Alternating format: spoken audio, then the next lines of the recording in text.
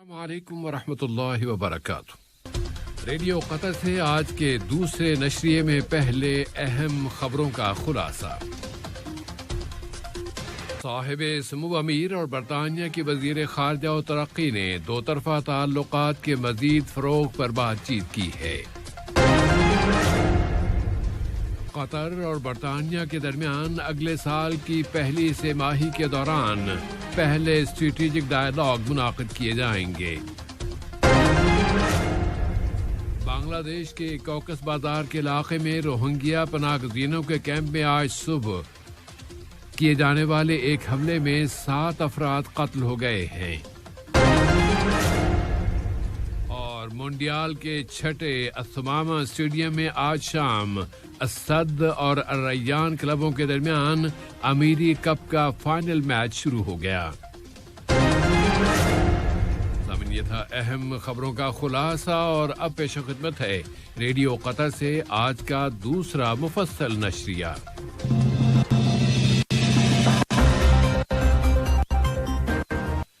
بسم اللہ الرحمن الرحیم۔ صاحب سمو امیر شیخ تمیم بن حمد آل ثانی اور برطانیہ کی وزیر خارجہ و ترقی محترمہ لیز ٹریس کے دونوں دوست ملکوں کے باہمی تعلقات اور ان کے مزید فروغ کے امکانات کا جائزہ لیا ہے۔ انہوں نے مختلف علاقائی اور بین الاقوامی تازہ ترین حالات و واقعات، خاص طور پر افغانستان کی صورتحال پر بھی بات چیت کی ہے۔ برطانیہ کی وزیر خارجہ و ترقی نے کابل سے برطانوی باشندوں کے انخلاء میں اور پھر افغانستان کے امن کے عمل میں قطر کے کردار اور اس کی کوششوں پر صاحب سمو امیر کا شکریہ ادا کیا ہے۔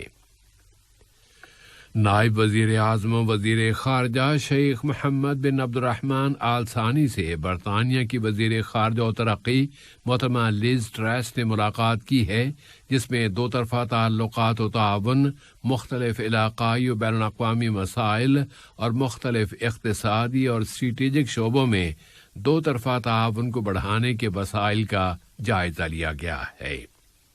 اس ملاقات کے بعد قطر اور یونائیٹڈ کنگڈم نے اعلان کر دیا ہے کہ دونوں ملکوں کے درمیان سالانہ اسٹریٹجک ڈائیلاگ شروع کیے جا رہے ہیں، اور اس سلسلے کے پہلے ڈائیلاگ 2022 کی پہلی سہ ماہی کے دوران لندن میں ہوں گے۔ قطر نے لیبیا میں استحکام کی مدد کے اس کی ایک کانفرنس میں شرکت کی ہے، جو وہاں کے دارالحکومت طرابلس میں اپنے اختتام کو پہنچ گئی ہے۔ وزیر مملکت برائے امور خارجہ جناب سلطان بن سعد المریخی نے اس کانفرنس میں قطری وفد کی قیادت کی ہے۔ انہوں نے کانفرنس میں تقریر کرتے ہوئے زور دے کر کہا ہے کہ قطر ہر ایسے کام میں مدد کرنا چاہتا ہے جس کے ذریعے امن، استحکام اور خوشحالی سے متعلق برادر لیبیائی عوام کی امنگیں اور خواہشات پوری ہو سکیں۔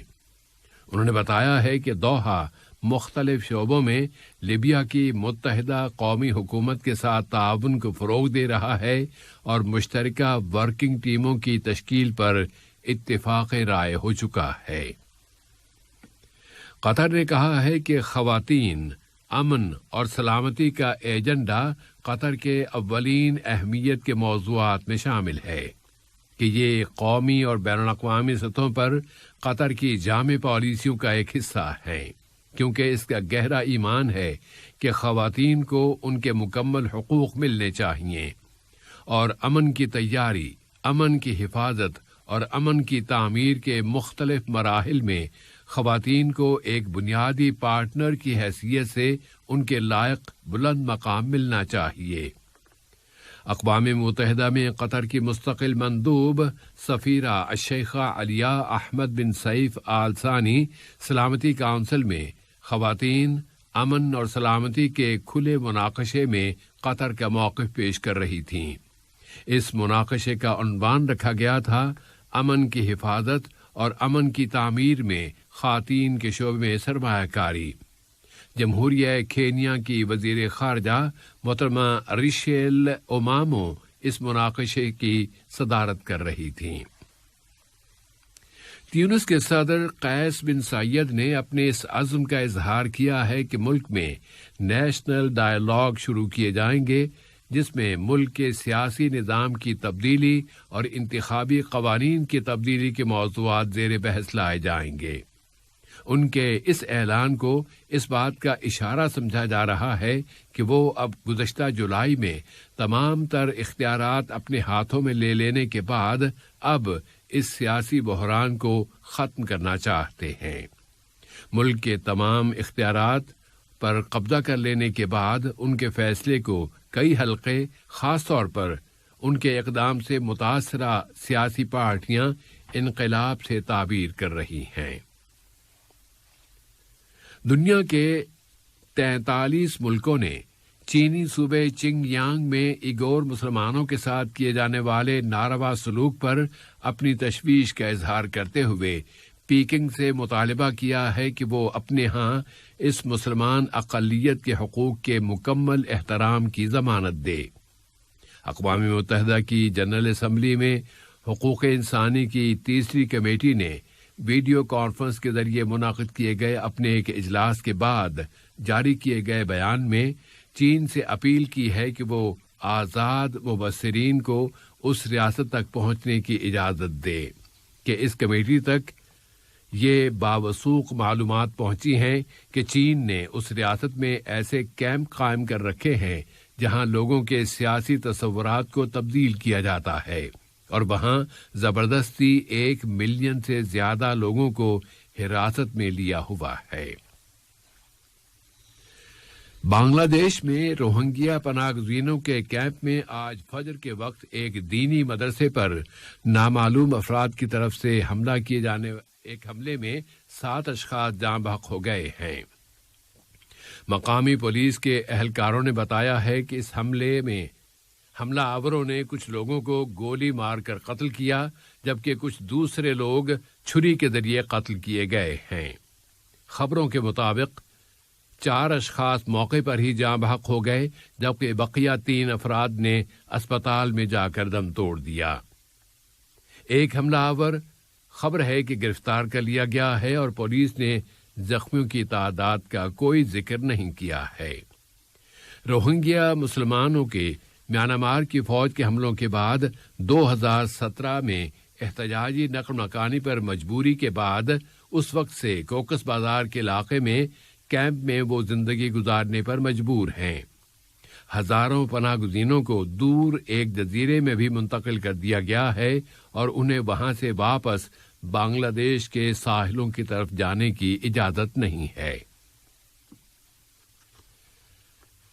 آج شام 7 بجے الثمامہ اسٹیڈیم میں قطر کے فٹ بال امیری کپ کا فائنل میچ الریان اور اسد کلبوں کے درمیان شروع ہو گیا، جبکہ اس سے پہلے سن 2022 کے فٹ بال ورلڈ چیمپئن شپ کے لیے بطور خاص تیار کیے جانے والے 8 اسٹیڈیمز میں سے 6 اسٹیڈیم الثمامہ کا باضابطہ آج افتتاح کر دیا گیا۔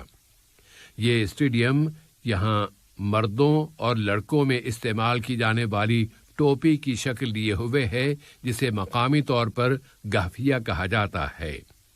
اس طرح مقامی ورثے اور جدت کو یکجا کر دینے کا ایک دیدہ زیب اور بہت خوبصورت فن پارہ تیار ہو کر سامنے آ گیا ہے۔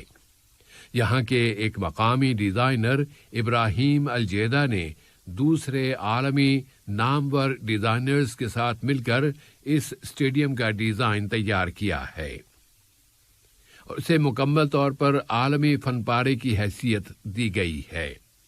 ابراہیم الجیدہ MIBM1 کا عالمی ایوارڈ حاصل کر چکے ہیں۔ اس اسٹیڈیم میں 40,000 تماشائیوں کے بیٹھنے کی گنجائش ہے۔ اس میں قطر یونیورسٹی کے سائنسدانوں کے تعاون سے درجہ حرارت کو مناسب ترین سطح پر رکھنے کا بھرپور انتظام کیا گیا ہے، اور آج شام افتتاح کے موقع پر اسٹیڈیم کا درجہ حرارت 18 ڈگری سینٹی گریڈ تھا۔ امیری کپ کو یہاں قطر کے مقامی مقابلوں میں سب سے زیادہ اہمیت حاصل ہے۔ اس کا آغاز سن 1972 میں ہوا تھا اور اس میں 18 ٹیمیں حصہ لیتی ہیں۔ 2020 کا چیمپئن اسد کلب ہے اور اس وقت 2021 کے امیری کپ کے لیے الثمامہ اسٹیڈیم میں الریان کلب کے ساتھ اس کا مقابلہ جاری ہے۔ اب تک کی تاریخ میں اسد کلب 17 مرتبہ اور الریان کلب 6 مرتبہ امیری کپ جیت چکا ہے۔ آج کا یہ نشریہ ختم ہونے سے قبل اہم خبروں کا خلاصہ ایک مرتبہ پھر پیش خدمت ہے۔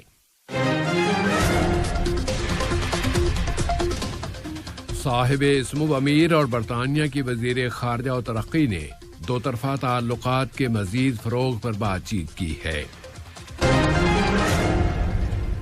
قطر اور برطانیہ کے درمیان اگلے سال کی پہلی سہ ماہی میں پہلے اسٹریٹجک ڈائیلاگ منعقد ہوں گے۔ بنگلہ دیش کے کوکس بازار کے علاقے میں روہنگیا پناہ گزینوں کے کیمپ میں آج صبح سویرے ایک حملے میں 7 افراد قتل کر دیے گئے۔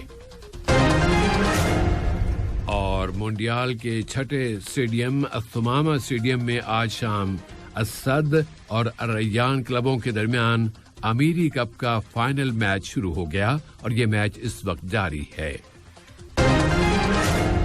ریڈیو قطر سے آج کا دوسرا نشریہ اپنے اختتام کو پہنچا۔ فی امان اللہ۔